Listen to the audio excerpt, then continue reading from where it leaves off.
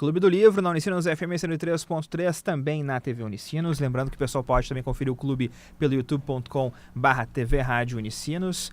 Camila, a gente está conversando hoje sobre o Grande Gatsby, o F. Scott Fitzgerald, mas antes de continuarmos com o nosso bate-papo com a bancada, vamos antes chamar a professora aqui para conversar conosco. Isso mesmo, o professor de letras aqui da Unicinos, Cláudio Zanini, conversa conosco, contextualiza esta obra. Vamos nessa. O Grande Gatsby foi publicado em 1925, mas na verdade ele se passa no ano de 1922, entre as cidades de Nova York e Long Island.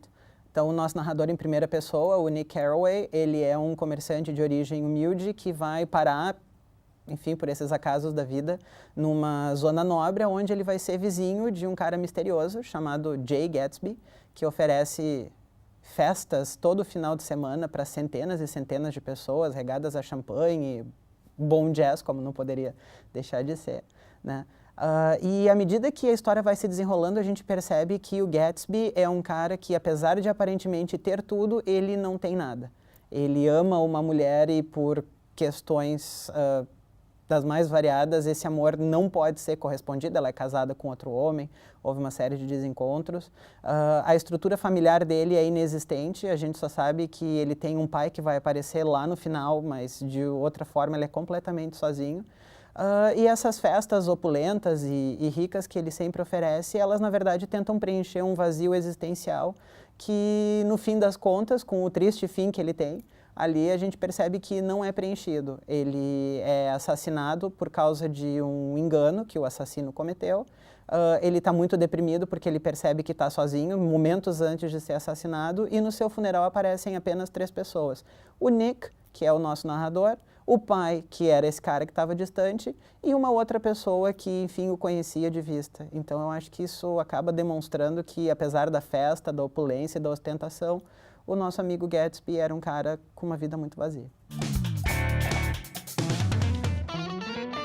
Esse é o Clube do Livro, na Unicinos FM, também na TV Unicinos. O professor então já falou ali, basicamente, boa parte, né, da história, né, Camila, Isso. que é da sinopse do Grande Gatsby. Contou até já o final, então o pessoal que não leu o livro ainda, né? Não tem Já suspense tá sabendo. aqui. Spoiler alert, meio atrasado. Atrasado uns quantos anos? 90 e quantos? 90 anos o spoiler alert. O professor deu um resumo bem bom do livro mesmo, da obra. Mas tem várias coisinhas assim que a gente pode comentar ao longo dela, que são interessantes. Bom, primeiro que o Jay Gatsby, né, como o professor falou, ele é um cara super enigmático, ninguém sabe, ele tem uma casa gigantesca, dá festas suntuosas, todas as estrelas, sei lá, estrelas de cinema, produtores, escritores, granfinagem total, esportista, gangsters, políticos, todos frequentam as festas do Gatsby. Às vezes ele nem aparece nas festas, as pessoas nem sabem quem ele é, não sabem de onde veio essa riqueza, ficam confabulando como ele conseguiu, porque ele é parente do Kaiser, porque ele é... Enfim, várias coisas assim. Mas todas essas festas que o Jay Gatsby faz e que as pessoas não sabem de onde vem tanta riqueza, né? Não sabem qual é aí, de onde vem essa grana que ele tem. Mas tudo isso ele faz por um motivo, porque ele tem a esperança de que algum dia apareça nessa festa a Daisy Buchanan, né? Que era um amor antigo dele, da época da juventude. Os dois se conheceram, ela rica, ele um rapaz pobre, mas do exército, né? Ele, então, soldado. E tiveram um romance rápido, ele teve que servir, né, na Primeira Guerra Mundial e é óbvio, então ele ficou um tempão fora. E a Daisy Buchanan não esperou. E ela, na realidade, Acho que nem esperaria. Tinha isso bem claro pra Porque, ela. afinal de contas, uma moça rica não casa com um rapaz pobre. Exatamente. E aí, então, ela casa, né, ele volta da guerra, todo condecorado. E ela já tá casada, né? Bom, e aí ele vai para outros caminhos e o cara enriquece de forma ilícita, né? A gente não sabe como isso aconteceu. E acaba, então, ele acaba indo pro leste, né? Justamente com essa intenção de encontrá-la, de poder promover um encontro. E tudo dá muito certo, porque aí então o Nick Carraway acaba ficando na casa ao lado da casa dele, né? E o Nick é primo da Daisy Buchanan. E vai promover, então, esse encontro entre os dois, eles vão se reencontrar. E esse amor, digamos assim, refloresce, né? Mas agora a Daisy Buchanan é casada com um cara... Jogador de polo. Um jogador de polo, apesar dele não gostar muito que fale que ele é jogador de polo, né? E cuidado, Mas hein, Joyce, se ele te encontrar na rua aí. ele é machista, ele é rude, ele trai a Daisy, mas ele não aceita o romance da Daisy com o Jay Gatsby, né? Só ele pode, ela não pode. Ele é racista, tem uma parte do livro aqui, um determinado trecho que ele fala aí sobre um domínio de raça, né? Que a raça branca seria dominante, que ele leu um livro e que teriam que tomar cuidado, então, para outras raças não dominarem a raça branca. Ele comenta do livro Um cara bem... A Ascensão dos Impérios de Cor. E aí ele fala, bom, é um bom livro, todos deveriam ler. Perdão. E a ideia é que se não tomarmos cuidado, a raça branca será completamente dizimada. Pensa Isso bem. tudo é científico, foi provado.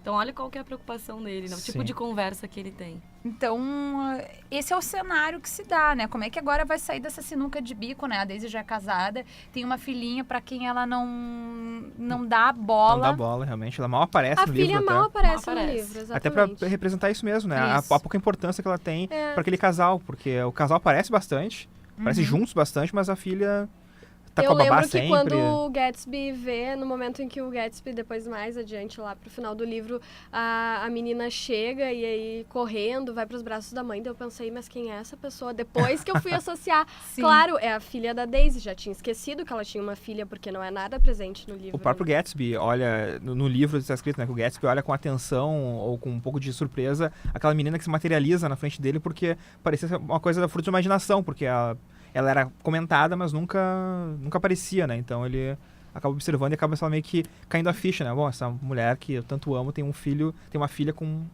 um outro homem, né? Isso. Então fica uma situação complicada, porque ao mesmo tempo o Gatsby começa a pressioná-la, né? Começa a pressionar a Daisy para que ela acabe com aquele casamento e tal, e que os dois vivam aquele romance de outrora. E eu acho muito interessante que o Nick Carraway, em determinado momento, quando sabe da situação toda, apesar de ele promover muitos desses encontros e tal, ele fala pro Jay Gatsby, olha, não tem como refazer o passado.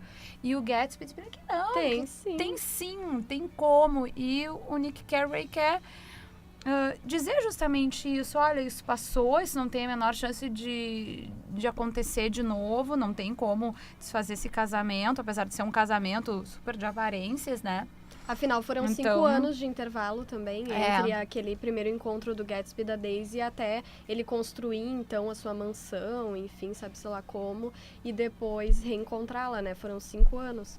Então, aí ela já tinha construído toda uma vida com o marido, né? E seria uma vida que também era completamente vazia de aparências, mas ela não acreditava nessa questão da separação também, né? Imagino que deveria ser isso naquela época, óbvio que não. Então, por mais que ela soubesse que o marido atraía, enfim, eles continuariam casados, com certeza. Mas até tem toda essa questão também do... o Nick acompanha esse romance do Gatsby e da Daisy, mas ele também é, de certa forma, cúmplice do próprio Tom com a amante dele. Isso. A Myrtle, né? Que a gente também ainda não comentou sobre ela. Que é a mulher do mecânico, enfim, e que é uma mulher também que parece ter sido enganada no casamento, achando que ia casar com um homem tão educado e tudo, e no fim não tinha a vida que ela desejava, era amante então do Tom, e eles tinham um apartamento que eles se encontravam em Nova York, e tem uma festa que eles relatam também, algo também conturbado. Que o Tom agride ela, enfim, dá um soco de mão aberta no nariz.